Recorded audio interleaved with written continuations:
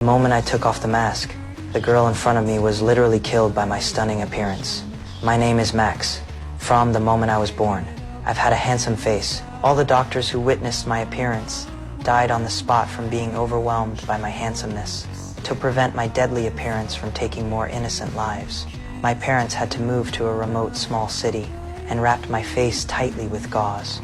Being so handsome yet unable to show my true face gave me depression. But the psychologist just wouldn't believe it and insisted I unwrap the gauze. The result was predictable. He was killed by my handsomeness. My appearance became my greatest pain. I hated this face. How great it would be if I were uglier.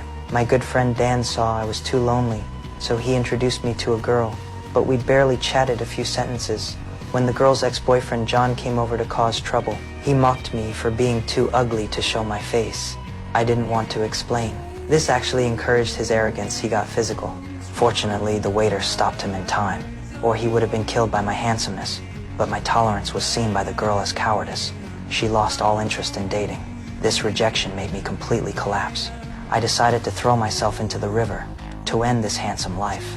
Just then, a girl stopped me. She was Alex. Under her guidance, I temporarily gave up the idea of suicide. From then on, Alex became my only friend. With her companionship, I began to embrace life again. Our feelings also gradually warmed up. We watched movies together, bought toys together, and even put 100,000 rainbow candies in the bathtub, enjoying the sweet time that belonged only to us. But just when I thought I had finally found happiness, I discovered Alex was wearing a heart rate monitor. It turned out Alex had suffered from a rare cardiovascular disease since childhood. Severe emotional fluctuations would make her heart keep growing, and she had to rely on medicine to stay alive every day. After hearing this, my heart felt like it was being cut by knives. But Alex was unusually calm.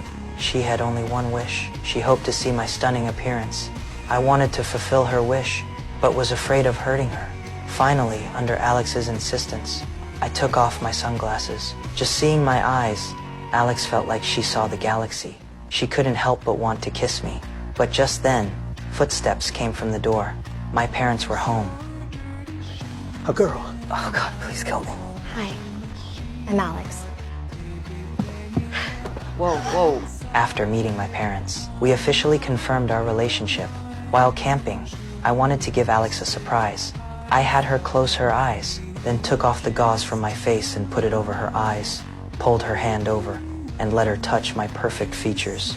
I wish you could see my face. You really know how to make a girl feel like Helen Keller. Christmas came. I invited Alex to a costume party. For this, I specially dressed up, removed the gauze, and put on a handsome mask. In the romantic atmosphere, we hugged tightly.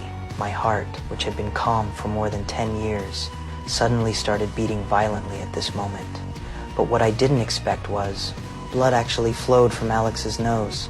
Afraid of being discovered by me, she made an excuse to go to the bathroom, but didn't come back for a long time. I was terrified and hurried to the backstage to look for her, but I didn't expect to encounter John here.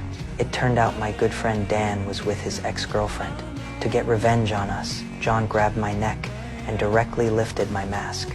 His ex-girlfriend happened to be facing me. Seeing my handsome face, the girl's eyes gradually became unfocused and she fell to the ground. Because someone died, John and I were both taken away by the police. When leaving the venue, he saw Alex being carried into an ambulance, and I could only watch from afar, unable to do anything. Fortunately, killing people with looks was too absurd, and the court finally declared me not guilty.